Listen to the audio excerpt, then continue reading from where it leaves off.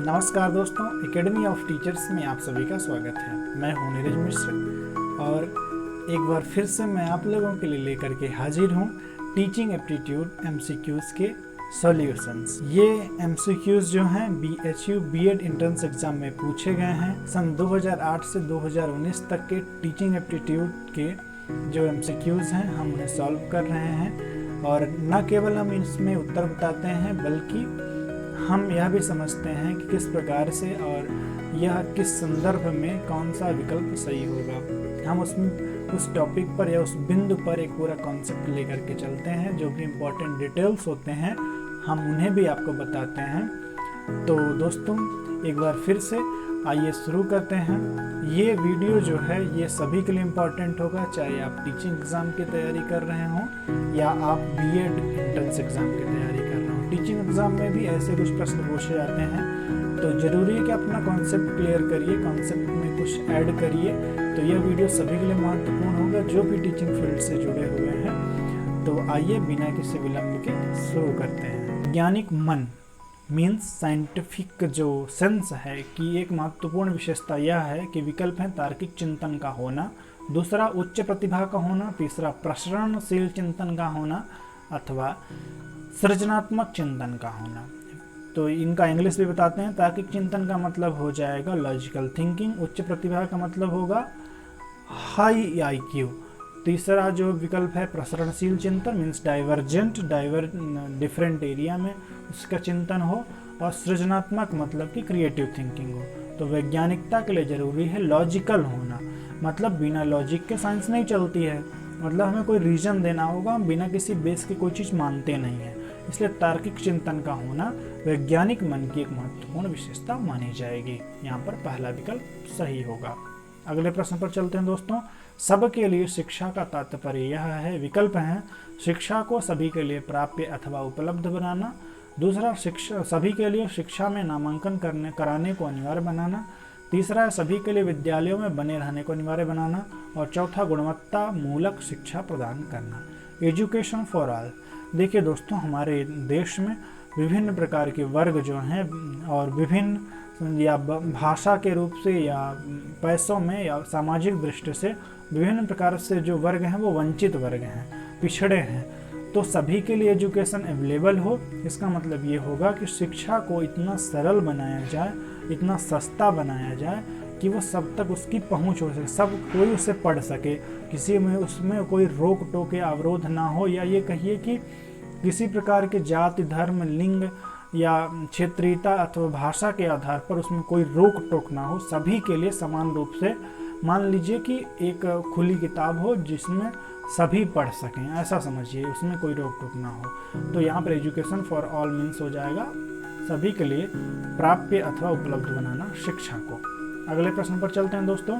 BEd पाठ्यक्रम की अवधि को 1 से 2 वर्ष तक बढ़ाना शैक्षिक दृष्टि से आवश्यक है ताकि विकल्प हैं गुणवत्ता युक्त अध्यापक शिक्षा और प्रशिक्षण देना संभव हो, दूसरा प्रशिक्षित बेरोजगार भावी अध्यापकों की समस्या का हल हो, दूसरा समाज में निरंतर बढ़ती हुई अध्यापक की मांग पूरी हो, और चौथा विद्यालय शिक्षा में सुधार अथवा उन्नति हो। इसमें पहला विकल्प सही होगा कि गुणवत्ता युक्त मतलब उनकी क्वालिटी जो है, टीचर को जो एजुकेशन दिया जा रहा है, जो टीचर बन रहे हैं वो गुणवत्ता युक्त हो, उनमें क्वालिटी हो। तो अध्यापक शिक्षा और प्रशिक्षण देना संभव हो जिसमें क्वालिटेटिव जो हो, यही उद्देश्य है 2 वर्ष तक बढ़ाना। क्योंकि 1 साल में उतना सारी चीज़ें नहीं दी जा सकती थी, उतना अवसर नहीं दिए जाते थे कि उनका प्रैक्टिकल जो है कर सके एक शिक्षक, जो भावी शिक्षक है, प्रशिक्षु शिक्षक है। तो यहाँ पर जो है 2 साल का कर दिया गया है कि उनको प्रशिक्षण देना संभव हो सके जो कि गुणवत्ता युक्त हो। इसलिए पहला विकल्प यहाँ पर सही माना जाएगा। अगले प्रश्न पर चलते हैं दोस्तों। शैक्षिक दृष्टि से समान शिक्षा प्रणाली अनिवार्य है क्योंकि विकल्प है शिक्षा के अधिकार के लिए जरूरतों की पूर्ति सुनिश्चित होगी, दूसरा गरीब छात्रों की आवश्यकताओं की पूर्ति होगी, तीसरा व्यक्तिगत विद्यालयों की गुणवत्ता में उन्नयन होगा, और चौथा सरकारी विद्यालयों में शैक्षिक स्तर में सुधार होगा। तो शैक्षिक दृष्टि से समान शिक्षा प्रणाली क्यों लगाया जाना चाहिए, मतलब हर जगह एक जैसा एजुकेशन सिस्टम हो, कोई अलग से अपना कोई नियम कायदा न बनाए, यह जरूरी है। क्यों? तो विकल्प है सरकारी विद्यालयों में शैक्षिक स्तर में सुधार होगा। तो समान शिक्षा प्रणाली से न केवल सरकारी न केवल प्राइवेट, दोनों में ही शैक्षिक स्तर में सुधार होगा, क्योंकि ये एक समान सिस्टम होगा और इसमें सभी लोग एक दूसरे को कोऑपरेट कर सकेंगे, सहयोग कर सकेंगे। अब मान लीजिए हमारे यहाँ सिलेबस कुछ और है, दूसरे विद्यालय में सिलेबस कुछ और है, तो अगर हम किसी प्रकार की हेल्प चाहें तो वो मिल नहीं पाएगी। तो सरकारी और व्यक्तिगत विद्यालयों की गुणवत्ता में उन्नयन होगा, मतलब उनकी गुणवत्ता बढ़ेगी, ये सही है। गरीब छात्रों की आवश्यकताओं की पूर्ति होगी, इससे गरीब छात्रों की आवश्यकताओं की पूर्ति नहीं होगी। गरीब छात्रों की आवश्यकताओं की पूर्ति के लिए उन्हें विभिन्न प्रकार के विशेष सहायता की आवश्यकता होगी। समान शिक्षा प्रणाली लगाने से ऐसा कुछ नहीं होगा। इसलिए पहला विकल्प शिक्षा के अधिकार के लिए जरूरतों की पूर्ति सुनिश्चित होगी, मतलब शिक्षा के अधिकार जो है, हर व्यक्ति को शिक्षा मिले, ये जो अधिकार है उसकी जो ज़रूरतें हैं वो पूरी होंगी, इसलिए पहला विकल्प यहाँ पर सही होगा। अगले प्रश्न पर चलते हैं दोस्तों।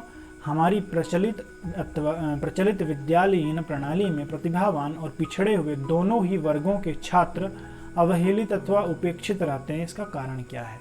देखिए, हमारी जो प्रचलित स्कूल जो सिस्टम है, टीचिंग एजुकेशन का जो सिस्टम है, उसमें ये होता है कि जो बहुत टैलेंटेड बच्चा हो और जो वीक हो, या तो सब मतलब एवरेज से ऊपर हो या एवरेज से नीचे हो, वो क्या होते हैं, उनको टाल दिया जाता है, इग्नोर कर दिया जाता है। ऐसा क्यों होता है?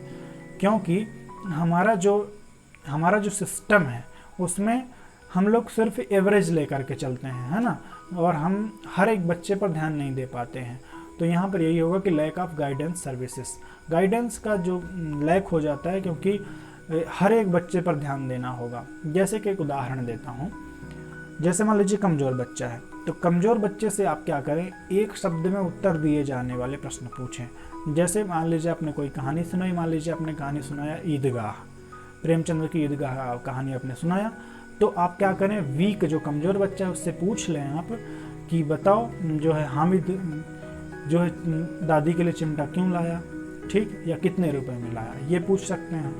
और दूसरा जो एवरेज बच्चा है उससे ये पूछ सकते हैं कि आखिर हामिद ने मेले में कुछ क्यों नहीं खाया।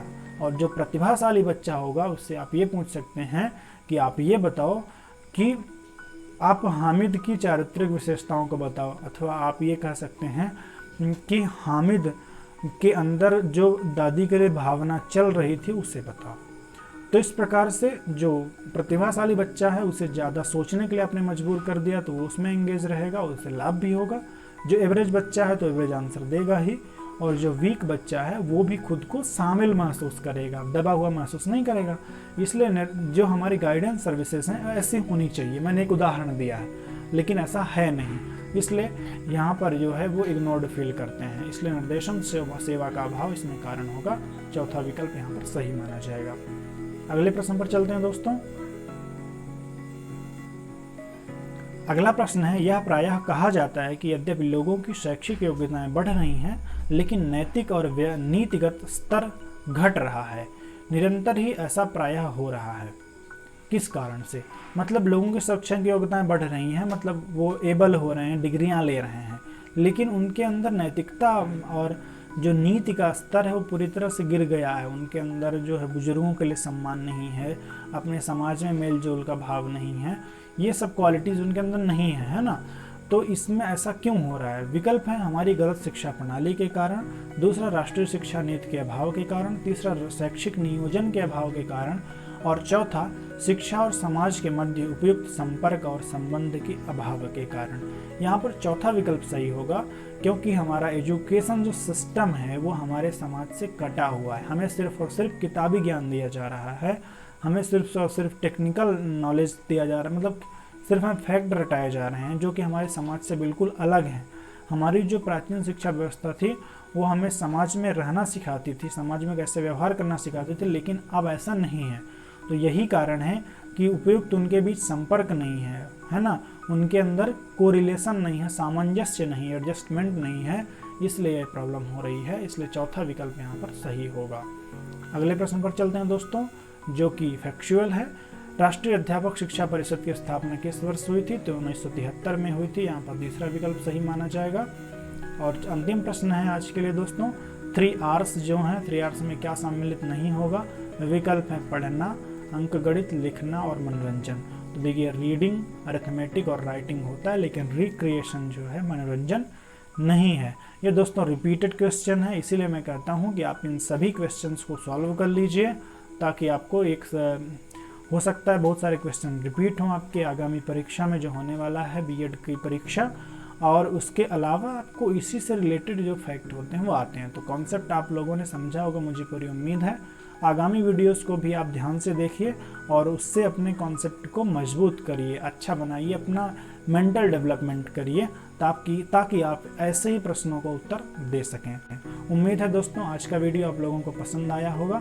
अगर यह वीडियो आपको पसंद आया है तो इसे लाइक करिएगा। अगर हेल्पफुल लगा है और लगता है आपको कि इसे दोस्तों के साथ शेयर करना चाहिए ताकि सभी लोग इसका लाभ उठाएं, तो इसे शेयर जरूर करिएगा। और अगर अभी तक चैनल पर नए हैं तो इसे सब्सक्राइब जरूर कर लीजिएगा दोस्तों, ताकि जो है आप नए नए अपडेट्स पा सकें। आगामी दिनों में या कल ही हम जो है एक नया वीडियो अपलोड करेंगे, तो आप उसे तभी प्राप्त कर सकेंगे जब आप उसे सब्सक्राइब कर लें और नोटिफिकेशन बेल को दबा दें, है ना, घंटा बजाइए और अपने दिमाग का भी घंटा बजा करके खुद को एक्टिव रखिए। तो दोस्तों आज के लिए इतना ही, धन्यवाद।